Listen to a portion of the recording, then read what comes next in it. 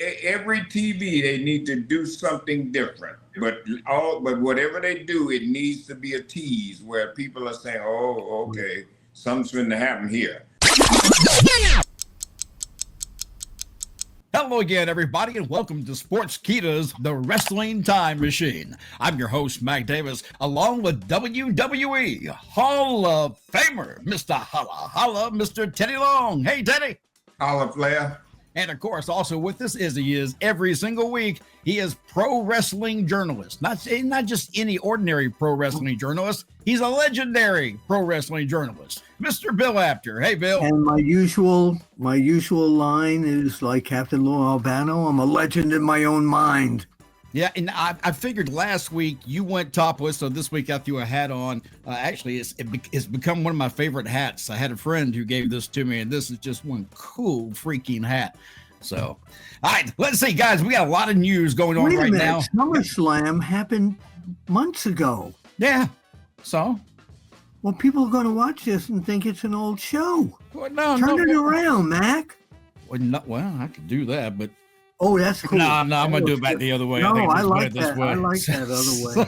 Oh, hell. Here we go. You think you know all the wrestling stories? There's more you haven't heard yet. Join us on Backstage Pass. This is something that really caught me off guard. WWE Hall of Famer Bully Ray recently commented that AEW's MJF would get killed by him if they competed on the microphone with no scripts, to which MJF responded with this, and I'm going to share something with you here.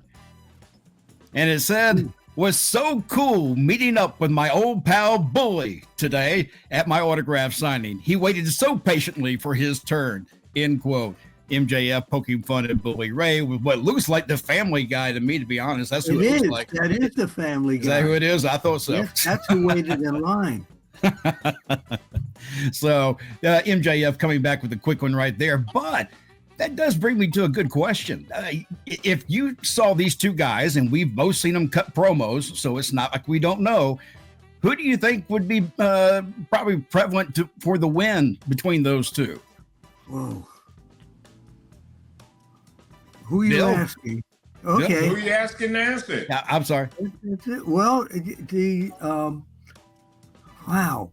I'm going to, only because I know him personally through the years, Bully Ray is incredible at that, at coming up with, ad-lib lines. So is MJF. But if it's a battle of the microphone battles there, I'm going to go with my old buddy Bully Ray, because Bully Ray is going to say that MJF doesn't know what he's talking about, and don't talk to me like that. Teddy, what do you think? If we had a battle between the two, who do you think would be better on the microphone? Well, I'm going with MJF, and the reason why I'm going to do that is because, listen, don't get me wrong, I'm not taking nothing away from Bully Ray. The guy's great, mic skills, I mean, unbelievable. But if you've noticed MJF lately and in the past, you've seen this guy's gotten better and better and better on the microphone. And I've also noticed that at one time I saw him doing a promo, I really don't think nobody even written. I think that came right off the top of his head. So you can say what you want, but MJF has got this game down, and he's who I would go with. I think Bully should be. Yes, sir. Bully Ray, well, you guys listening? Bully Ray will kill me if I pick MJF. I can't pick him. Well, I want to tell you, I kind of agree with Teddy, though. And there's a couple of reasons why. I have seen MJF in person at press conferences. Now, this is back when AEW was first getting on its feet, and he was becoming really a hot item. And people noticed him because of his skills in front of the camera and on the microphone. And I saw him handle interviews with pro journalists who didn't know what hit them once they finished talking to him. So if it comes down to being something, as Bully specified, no script, it has to be, just off the cuff. I think MJF can hang a lot better than Bully thinks he can. And honestly, there's another big reason. I think that when you're MJF and you're that young, you're hungrier and you will fight a little bit harder than what Bully Ray will, I believe, because MJF has something to prove. But your mouth might be a lot more or a little more foul than the one in Bully Ray. Bully Ray can use the 4-letter words too, but I think MJF uses them a lot more freely. So why don't we ask our viewers here on the Time Machine, who is the best MJF versus who is the best freestyle, off-the-cuff interview? How about that? Now, are you talking about a competition between him and Bully Ray? You want them to pick one? Is that what you're saying? No, the MJF, who would be better than either one of the two of them in a freestyle interview?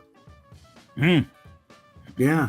That's a little complicated now because just in the short, right now, I'm trying to think of it. I can't come up with anybody that are really strong in the mic. Teddy, is anybody coming to mind that's really strong in the microphone? Stone Cold Steve Austin. Oh, yeah. Okay, so we're not just using today's wrestlers. Okay. Yeah. I mean, even in the past, I mean, who could stand up to, a lot of people have said that MJF is the best at so many different things, including interviews, but I wonder what our viewers, our Time Machine viewers, think who would beat him in a freestyle interview. NXT and AEW recently did battle head-to-head, and AEW fell to the WWE developmental brand. And my question being, what does Tony Khan need to do, Bill, to get back in the ratings? Well, first of all, WWE did an amazing promotional job of having NXT at the old ECW 2300 arena. They brought in ECW legends like Francine, Bully Ray, RVD, and Rhino. And so that was out there where AEW was, just had their regular lineup of talent. John Moxley recently said that they're resetting now. Things are going to change. They're resetting.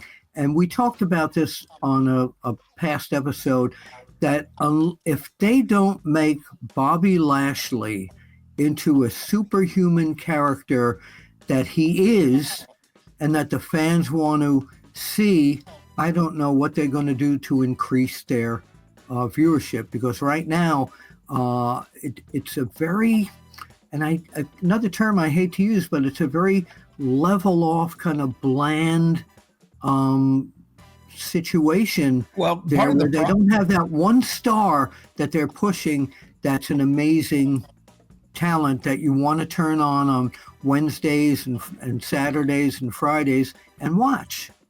Well, one of the problems that they have is that AEW's hardcore fans are even disinterested in where the direction of the company is going, because Rampage just scored its lowest numbers in history of the program with only 172,000 viewers.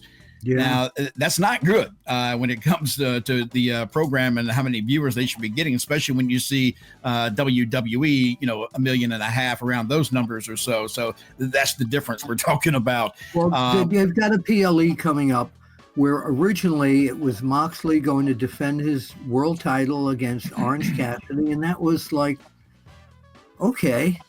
Then they added Bobby Lashley against Swerve Strickland. And to me, that's a match I want to see. That's the story I want to keep up with. And Teddy, I've said this before. I think we said it last week.